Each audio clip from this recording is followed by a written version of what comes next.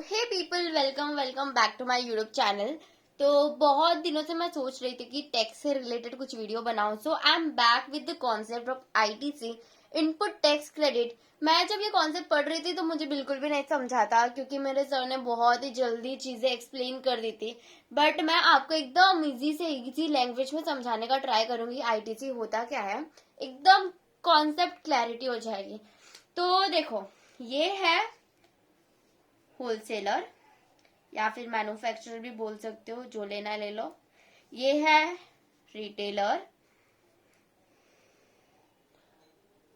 और ये है फाइनल कस्टमर, कंज्यूमर, कस्टमर, जो भी बोलो, ठीक है। अब ये जो रिटेलर है वो होलसेलर से 100 रुपए की गुड्स खरीदता है, जिस पे वो 18% जीएसटी पे करता है, ठीक है। 100 रुपए उसका कॉस्ट है, 18% जीएसटी पे करेगा। टोटल 118 रुपए रिटेलर होलसेलर को देता है विद इंक्लूडिंग जीएसटी। अब यही रिटेलर ये 100 रुपए की गुड्स कंज्यूमर को 200 रुपए में बेचता है, जिसपे कंज्यूमर 18% जीएसटी पे करेगा।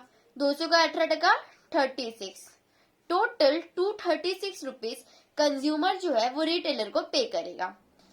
अब रिटेलर सोचता है, रिटेलर के माइंड में एक विचित्र सा क्वेश्चन आता है यहाँ पर कि जो 200 रुपए है इसमें 100 रुपए तो मेरी खरीदी है कॉस्ट, और 100 रुपए मैंने क्या किया, प्रॉफिट ऐड किया है और मैंने कंज्यूमर को बेचा है, ठीक है। ये 100 रुपए मतलब 200 में 100 रुपए कॉस्ट है, 100 रुपए प्रॉफिट है मेरा।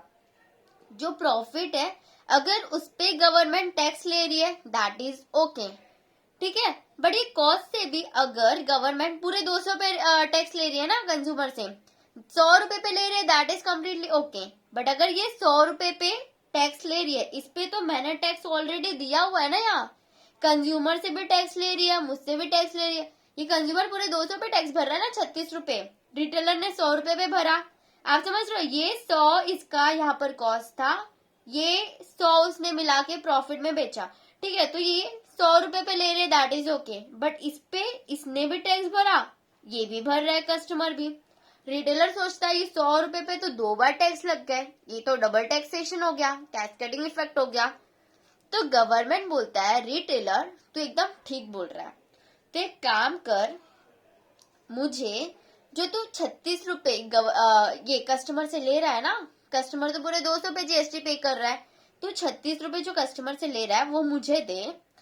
बट तूने जो इनपुट टैक्स क्रेडिट किया है, मतलब तूने जो इनपुट टैक्स दिया है उसका तू क्रेडिट अवेल कर ले, मतलब तू क्रेडिट ले ले, तो इसको माइनस कर दे।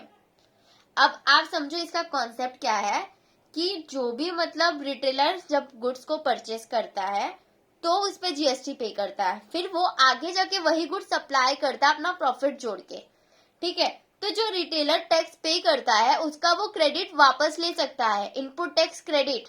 आप समझ रहे हो, मतलब रिटेलर जो भी टैक्स पे कर रहा है वो उसको वापस ले सकता है, बिकॉज वो आगे गुड सप्लाई करने के लिए पे कर रहा है। एट द एंड जो टैक्स है वो कंज्यूमर भरता है, कस्टमर भरता है। रिटेलर जो टैक्स भरता है वो उसको वापस ले सकता है आईटीसी के थ्रू।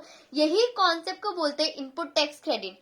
ये कॉन्सेप्ट इसलिए आया है ताकि डबल टैक्सेशन ना हो या फिर टैक्स ओमिशन ना हो, सारे तरीके की गुड्स पे सही तरीके से टैक्स लगे। तो रिटेलर जो है वो गवर्नमेंट को कितना रुपए पे करेगा, 18 रुपए पे करेगा।